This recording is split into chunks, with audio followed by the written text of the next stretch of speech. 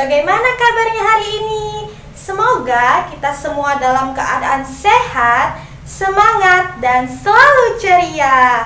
Hari ini kalian akan belajar tentang tema 6, cita-citaku, subtema 2, hebatnya cita-citaku, pembelajaran 1.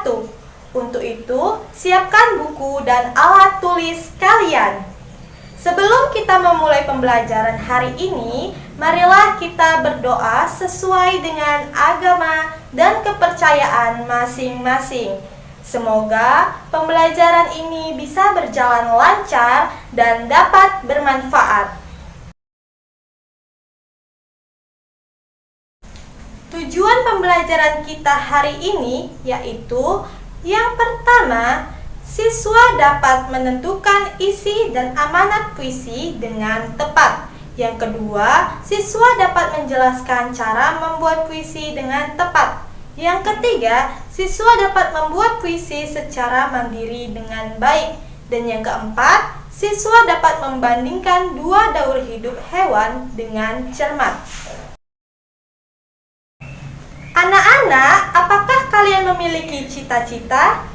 Setiap orang pasti memiliki cita-cita yang baik. Tidak ada cita-cita yang tidak hebat. Oleh karena itu, teruslah berusaha meraih cita-citamu. Adakah di antaramu yang ingin menjadi guru? Nah, kalau begitu, mari kita baca puisi berikut ini. Cita-citaku menjadi guru, karya Anna Nurjana. Ku ingin menjadi seorang guru yang mengajarkan manusia ilmu, agar ilmu di dalam dada, akhlak mulia dan bijaksana. Ku ingin menjadi seorang guru yang teladan untuk ditiru, selalu sopan dan bijaksana, menjadi contoh bagi manusia. Bagaimana? Mudah bukan membaca puisi? Kalau begitu, apakah kalian tahu apa itu puisi dan bagaimana ciri-ciri puisi? Simak penjelasan berikut ini ya. Puisi adalah karya sastra yang terikat pada rima dan irama yang disusun dalam bentuk baris dan bait untuk menggambarkan perasaan pengarangnya.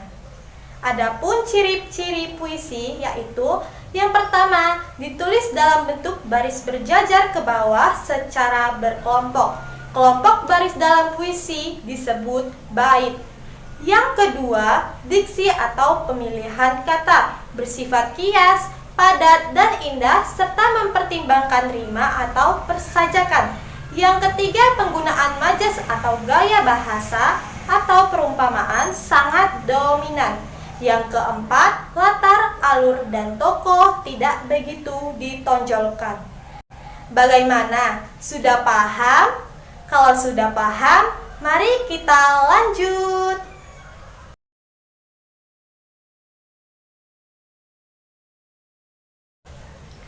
Wah, lihat, ada kupu-kupu.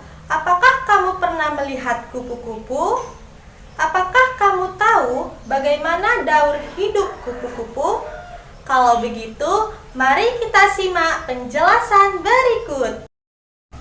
Hewan dan manusia mengalami beberapa tahapan pertumbuhan dan perkembangan dalam kehidupannya.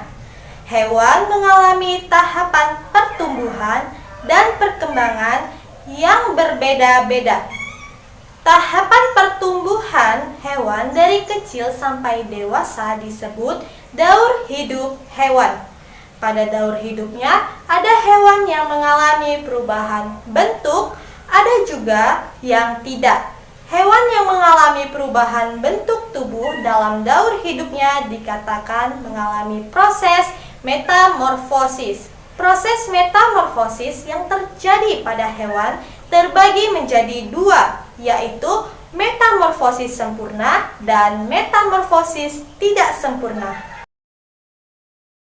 Yang pertama, metamorfosis sempurna.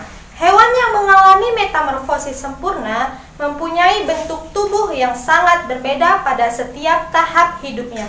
Pada saat telur menetas, bentuk tubuh tubuh hewan tidak sama dengan bentuk induknya.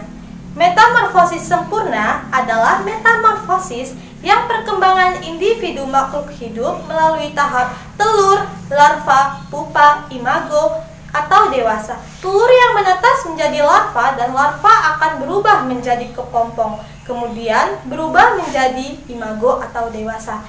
Larva adalah ulat yang tumbuh dan khusus untuk makan serta mengalami molting beberapa kali.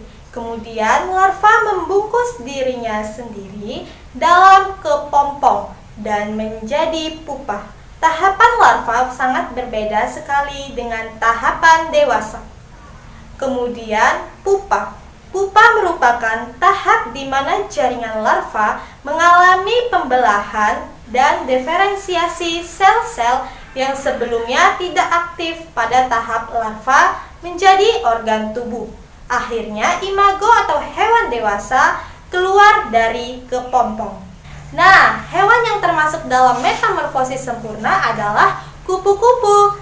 Selain kupu-kupu, ada hewan lain yaitu katak, nyamuk, lalat, dan lebah madu. Yang kedua, metamorfosis tidak sempurna. Hewan yang mengalami metamorfosis tidak sempurna setelah menetas memiliki bentuk tubuh yang mirip dengan induknya. Metamorfosis tidak sempurna adalah metamorfosis yang melalui tahap telur yang menetas kemudian menjadi nimfa, kemudian tumbuh dan berkembang menjadi imago atau dewasa. Nimfa adalah hewan muda yang mirip dengan hewan dewasa tetapi berukuran lebih kecil. Contoh hewan dengan metamorfosis tidak sempurna yaitu belalang, ayam, kecoa, capung, dan rayap. Perhatikan perbedaan hewan yang mengalami metamorfosis sempurna dan metamorfosis tidak sempurna di samping ini. Pada daur hidup kupu-kupu yang merupakan metamorfosis sempurna dimulai dari telur yang biasanya berada di permukaan daun. Dari telur kemudian menetas berubah jadi ulat. Ulat selanjutnya berubah menjadi kepompong. Masa kepompong akan berlangsung beberapa hari sebelum menjadi kupu-kupu kecil dan kupu-kupu dewasa. Kemudian, pada daur hidup belalang yang merupakan metamorfosis tidak sempurna diawali dengan fase telur.